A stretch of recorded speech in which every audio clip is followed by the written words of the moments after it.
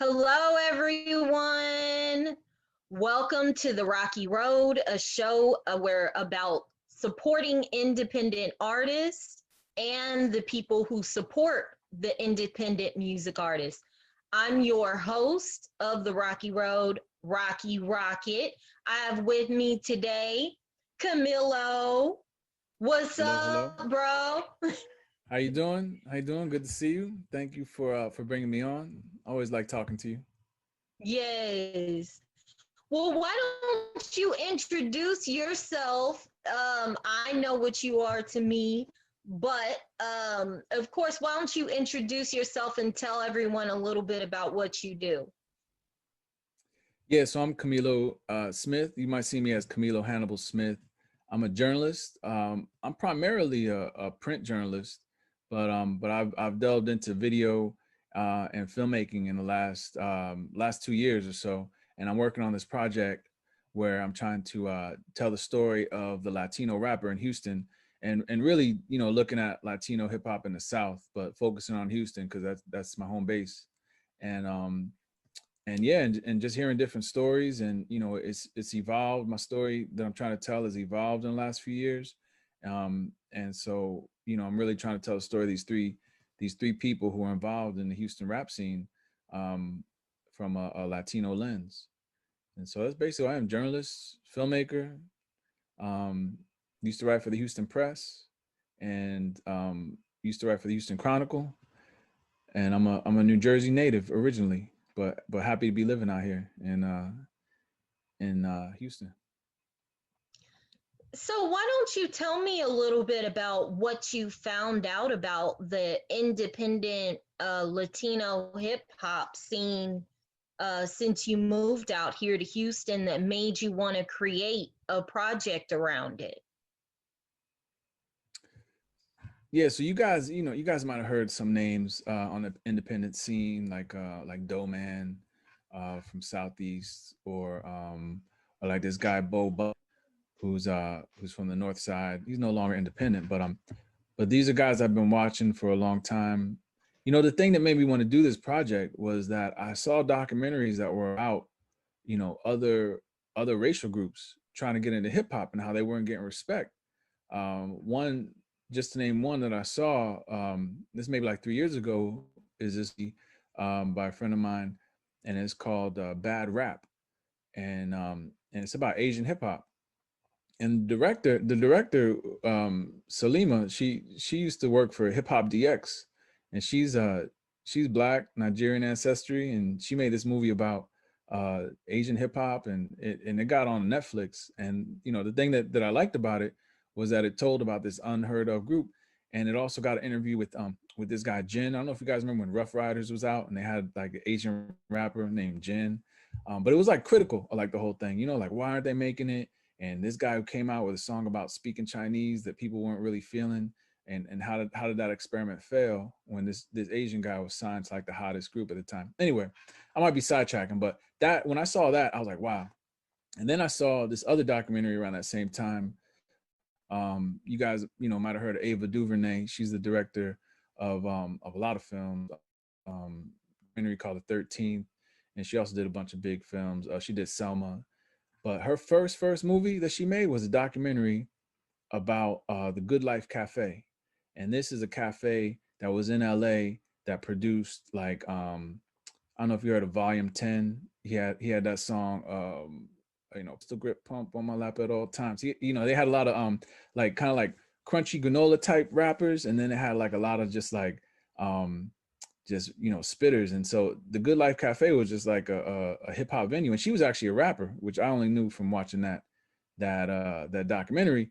And so what I liked about it was like a very specific community in hip hop that she was talking about, and she used that to like kick off her filmmaking career.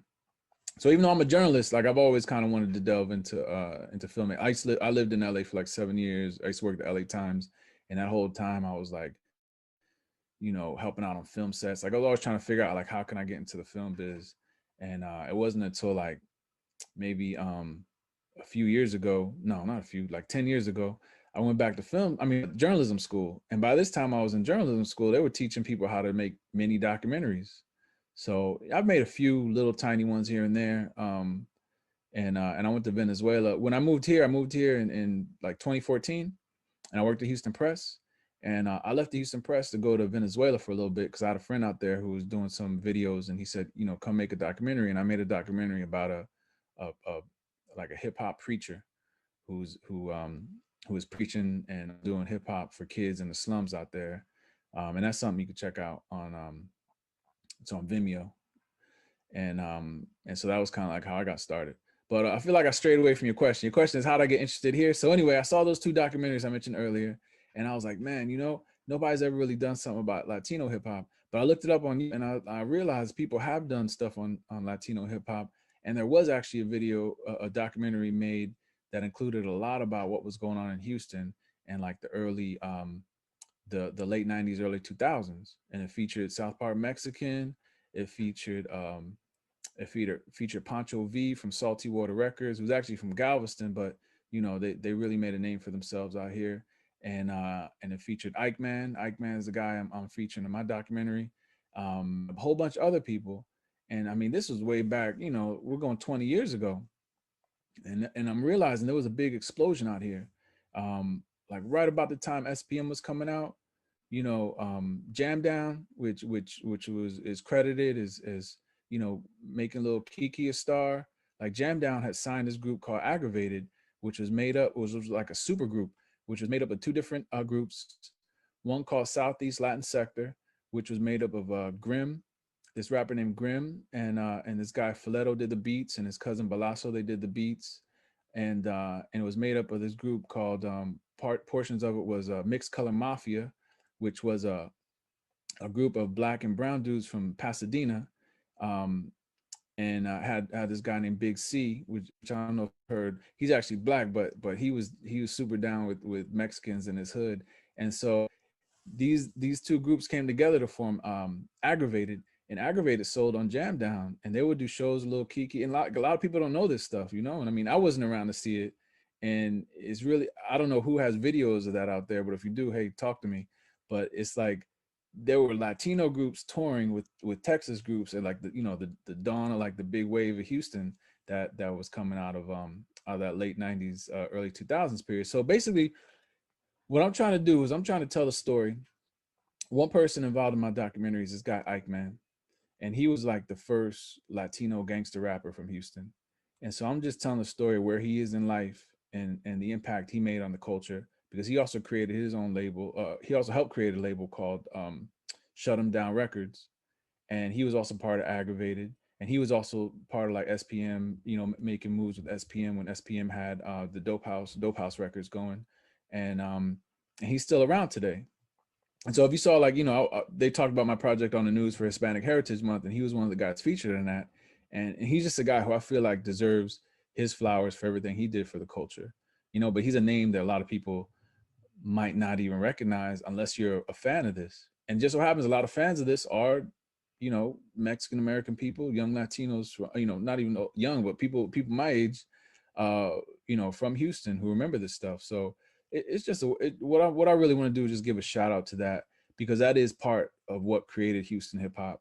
Um, you know, there was an exchange of fans. You know, I didn't even mention how South Park Coalition was part of creating that Southeast Latin sector that came out of South Park Coalition. So it's like all this stuff is connected, and I'm just trying to help tell that story through what I'm working on. That was a lot, but is that basically what you want to know? Yes, that is definitely what I want to know.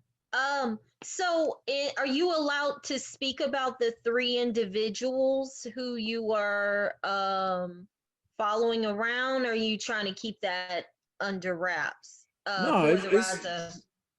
no, you know what it is. It's this project has taken on so many different incarnations, right? At first, I was thinking of it, I was envisioning it as a history documentary that just talks about the history. But I realized that, a lot of those documentaries are a dime a dozen, and that's something you could just put together and throw it up on YouTube. But what I'm trying to make is a documentary for film festivals, for a larger audience outside of Houston to know about Houston, but also about Houston for people from here who want to get deeper, um, into what makes up their culture, as far as the early people who were involved with the music scene. Um, so okay, so we got Ike Man. He represents, I guess, the quote unquote old school, the beginnings. And then we have Bo Bundy. Bo Bundy is a guy from the North Side who, in the last 2 months or so, he signed a major deal with an LA-based company, and he's part of this new wave of music that really relates to people who their root are very deeply rooted in Mexican culture, but who live here. And so, as you know, there different generations of people coming over from Mexico. Um, Houston has had Mexican culture here for eons, right, from the beginnings. And so, as those shifts in immigration happen, we got a new wave that's like people who just are really into like their culture, and they rap in Spanish. They rap with like a mix of like corrido music, which is the music like drug ballads from the northern Mexico. And so now there's like a fusion of it. It's been around a while, but it's kind of picked up a different kind of take. I wrote about this in the Houston Chronicle. It's called Trap Corrido. And so this guy Bo Bundy does a style of that, but he does it in a rapping way. And he's been around for a while doing different things. And he's been doing like just straight rap. Like he was influenced by like East Coast rap. So he started out just doing straight rap, and he's kind of evolved into becoming like this symbol of like a new age of hip hop for Mexican Americans and people who enjoy that kind of music. So he's one of the people. It's been getting a lot harder getting in touch with him because he's low key. He's gotten really famous, and and I feel like not enough people in Houston know, like, this guy is homegrown. Like he got, like they say, he got it from the mud, like literally. Like he's from here, and he potentially is like one of the biggest stars in the genre of music, which a lot of people listen to. So he's one person in it. And I got another rapper in it, and his name is Uncle Tino. And he his dream is just to be a rapper, man. Like he's as independent artists go, like he's like the definition of an independent artist. He's from the Heights. He's dealt with gentrification, pushing his family out, and he's just trying to make it. He graduated from University of Houston, and his story is really unique. Like I don't think people have seen a hip hop story like his before. So when you see this movie, he'll be heavily featured, and his story is just like, it's like the new Houston. Houston's a very accepting community, and his story, I think, is gonna reach a lot of people for sure. And so yeah, so those three people: Uncle Tino, Ike Man, formerly of Shut 'Em Down Records, and Aggravated, and Most Hated. So those two groups. And if you ever look him up, you see a lot of his old stuff.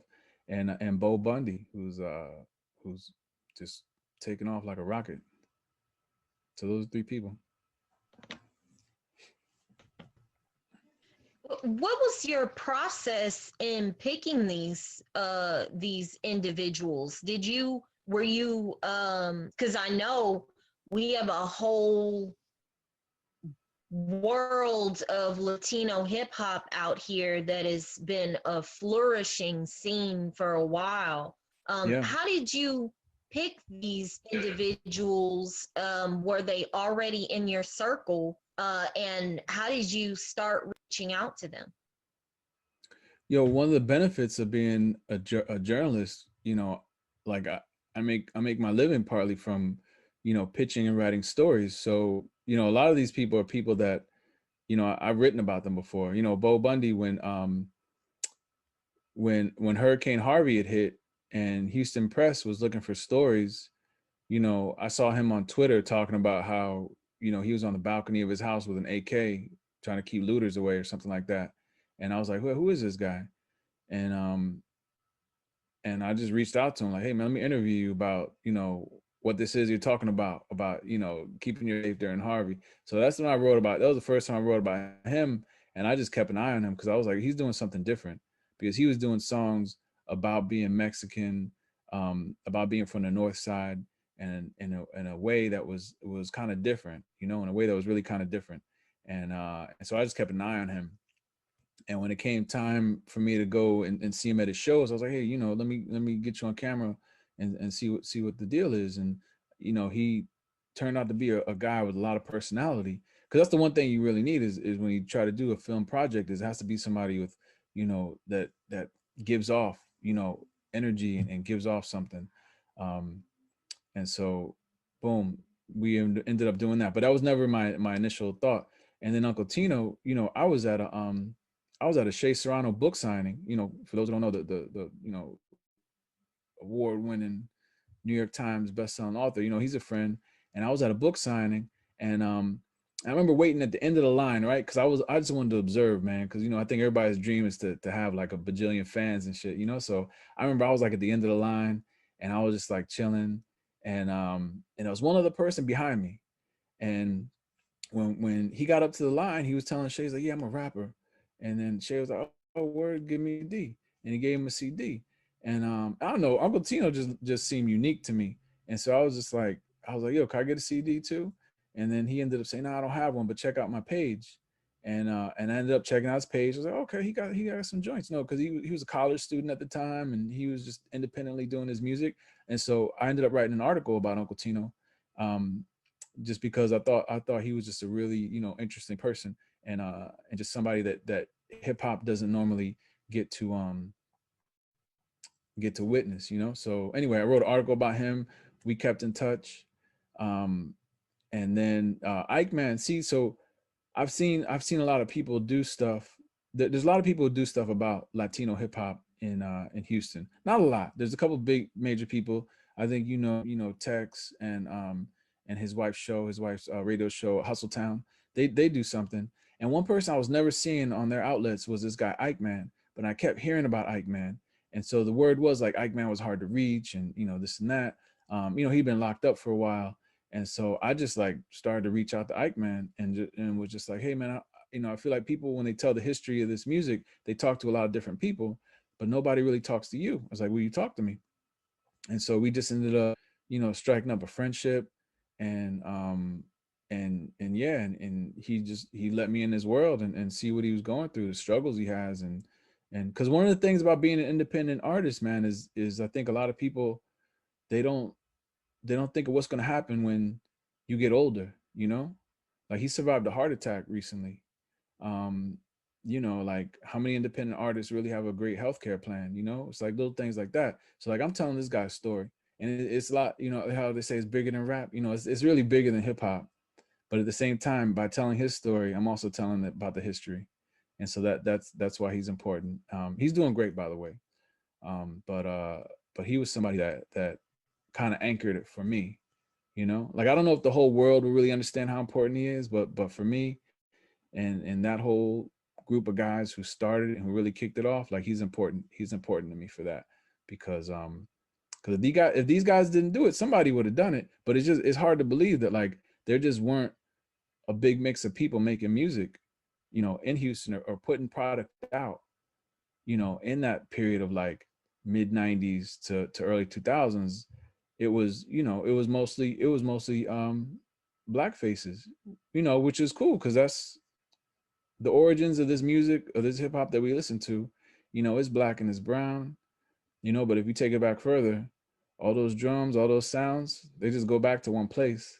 So, for it to be a black art, you're not lying when you say that. But at the same time, there were Latinos who helped form this music, and so it's about making sure they're not erased. Making sure that you show, basically what I'm also trying to show through this documentary is that there were black rappers that opened up and brought people in. You know, as the SPC, they opened their doors to Mexican rappers because dudes from the terrorists opened their doors to dudes who were living near them, in like the South Park, Southeast. Anyway, I'm giving it all away now, but you get where I'm getting at. I'm trying to tell it like a story, and a lot of it has to do with some of the geography and demographics of Houston, how that formed, and how this music came to be. Because it's music for everybody, right? If you notice the logo that I put up there, it's a face that you can't really tell if it's black or brown, I think. and that's because that's who I am. You know, I'm black and brown. I'm mixed, and so the thing is, I'm trying to, in my world, I'm trying to make sense of the hip hop scene through my eyes, you know. So because to me, the world is black and brown, and so I'm just trying to show how hip hop is black and brown, and I'm trying to show how it is in the South because I wasn't. It's not something I grew up. Cause I think sometimes when you grow up with something, you might take it for granted, you know. But like I didn't grow up with Mexicans talking about swangers and sipping lean and loving screw and things like that, you know. But for me to come out here and see that, like screwheads that are Mexican, you know, different cultures embracing it, and to have them explain to you, like, yeah, this is where I'm from. I'll just tell you one story real quick. I don't know if we got time for a story. There's a guy named Juan Gotti. Juan Gotti, he was part of Dope House Records. I don't know if you heard of him. He's the guy who raps in Spanish, he raps in English, and he told me this story about how when he went to LA, some of the vatos out there were like, "Hey man, you know, you talk black. Like, what's up? Don't act like that. You know, like why are you acting like that?" And then Juan Gotti was like, "Yo man, I'm from, you know, I'm from Magnolia, man. I'm from Houston. I'm a screwhead. We listen to Screw. Like this is who I am. Don't tell me how to act." And when he told me that in the interview, I was like, man, you know, like that's kind of the basis of what I'm trying to do here. I'm trying to like show people that like now all the vatos are like dudes because the West Coast really impacted hip hop so hard. You know, it was either the East Coast or the West Coast. You guys all know this, right? The South came in, and you know, South got something to say, and people weren't really trying to hear it. And so that's the whole thing is like there was a whole culture out here bubbling that the rest of the world didn't know about, and it's very unique and it's very different. And that's kind of like what I'm trying to highlight. You see how I get excited about this stuff? So that's what it I is. think it's beautiful. It's beautiful. But you saw when I I was really initially working on this and I was talking to people, like it's really taken like 2 years for me to get all the stories. And I don't want it to just be, you know, it might be a book where it's just, also, you know, where the book version is more in line with like what our boy Lance Scott Walker has done, which is like do like an oral history of things. And that's when you talk to like everybody, right? Um, but like what I'm doing is I'm just focusing on three people, and I want them to tell their stories and kind of weave in the history and the present. And it's really just a story about three people. But I think if you're from Houston, you're in hip hop, then you'll get that out of it. But people out in the world, I think they're just really going to be interested in these three characters and also learn about Houston hip hop. So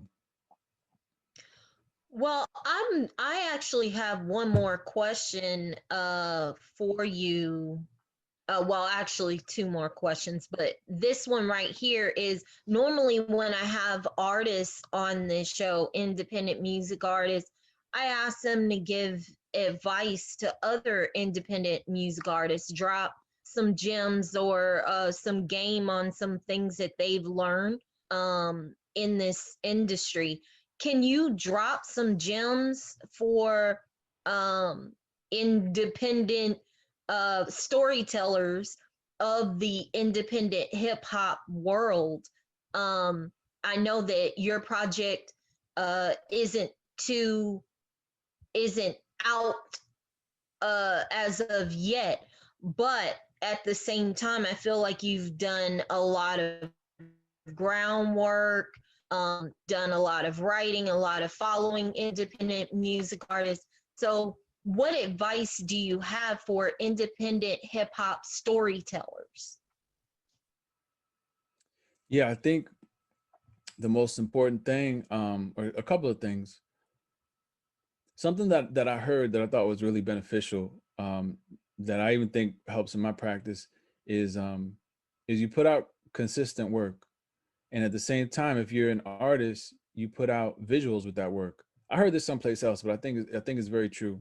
You put out visuals with your work with pretty much every piece of work that you put out, and so that way the visuals help to service the channels like Instagram and Facebook, and so you have a social media presence because you got visuals. I don't always think you need top-notch visuals, but you know it should be something better than I think just you know somebody talking into a camera like I'm doing right now. But I think that consistency, um and then build on that, you know, and then yeah, drop like a more I guess better shot, better edited piece. But I think keeping visuals in mind, because I saw Bo Bundy, his rise had to do with he would do videos. He would do videos for his projects, and he invested in a lot of that, and I think that helped him. So yeah, visuals I think help you a lot. The other thing is, don't expect, because I created this, I get a lot of people sending me stuff that they don't seem to really understand the platform. Like it's not like I'm trying to like put everybody on with the platform. I would like everybody to be a fan of it, but at the same time, I'm not just trying to like interview everybody or put everybody out there. I am trying to create excitement around the genre, that's for sure. But kind of know, when you pitch people and send your music, kind of know, what their platform is, because I think you'll get more bang out of your buck, and not to just blindly just send stuff out. Although, I interviewed Max O'Cream one time who said he used to spam people on social media. So I don't know, maybe that works too.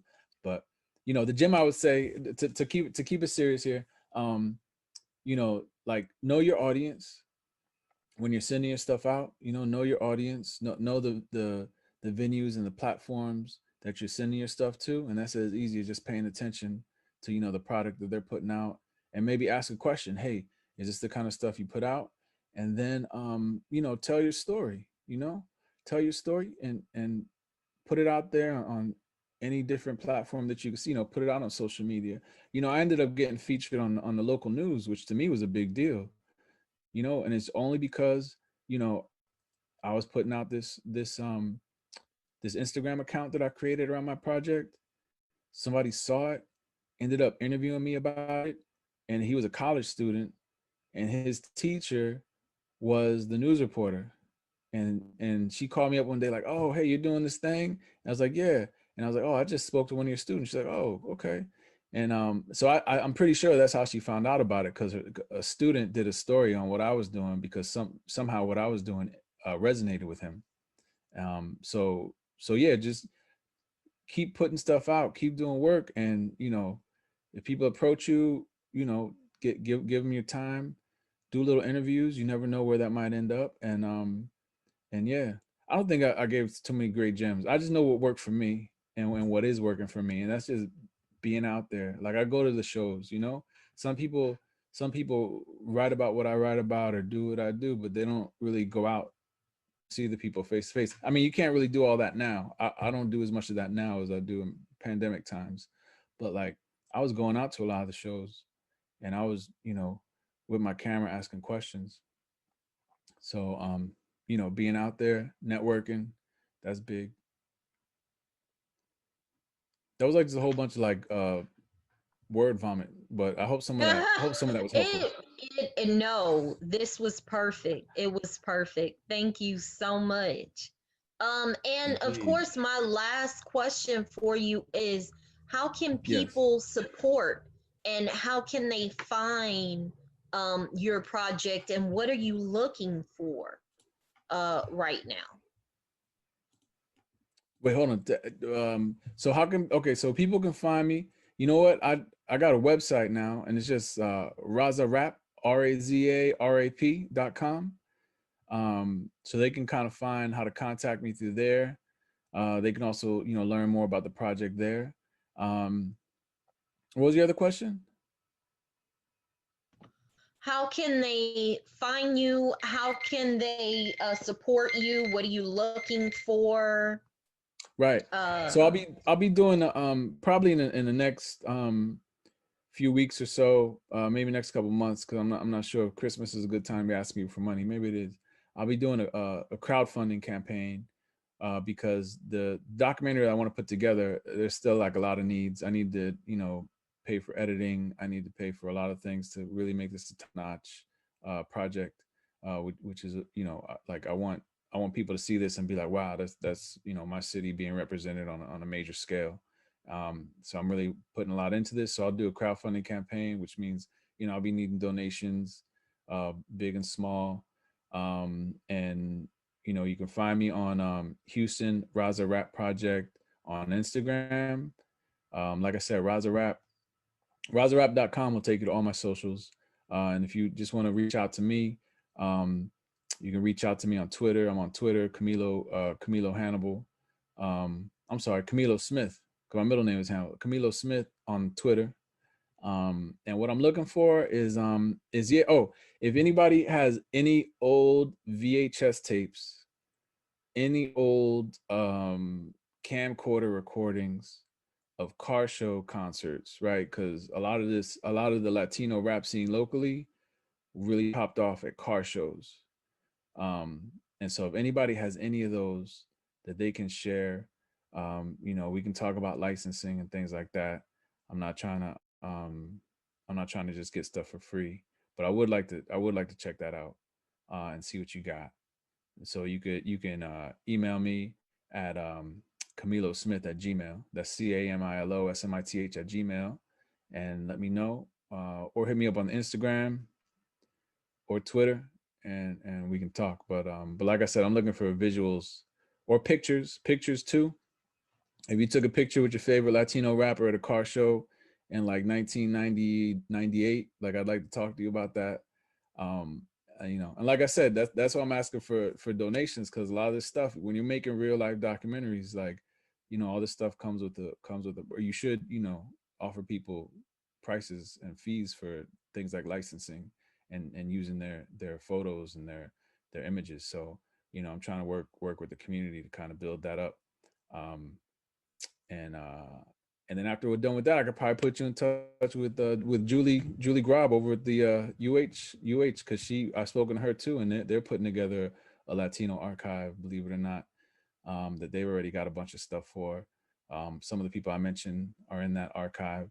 So yeah, it's something that Houston really cares about, man. They care about this deep culture y'all got, and yeah, and really preserving it, the memories of it, and showcasing it, so yeah, look for more to come. Thank you for letting me share that info. And thank you for coming on the Rocky Road, bro. Really, really, really Heck yeah. appreciate your time. This is really episode 7. I'm the lucky 7th. This is really episode 7. Oh my Yeah, God. This is really episode 7. I hope you keep Um, going. I've enjoyed these. I hope you keep yes, going. I will. I will. I have a strong community, crowded streaming. Um, they are an independent music app, and they've been keeping me motivated, supporting me, and keeping me going. And with that said, I want to tell y'all, download crowded streaming. It's free to have your music uploaded as an independent artist, and they pay you for your music streams as an Mm, independent artist too. that's what it is. So thank you so much, Camilo. I appreciate the Hey, interview. I appreciate the thank time, you. and good luck Anytime. to you. If Anytime. there's any way that I can help, of course, we locked in. That's right. Thank you. Thank you. No, you've been great, man. You got me a lot of access that I wouldn't have gotten otherwise. So Aw, thank you. thank you. For sure.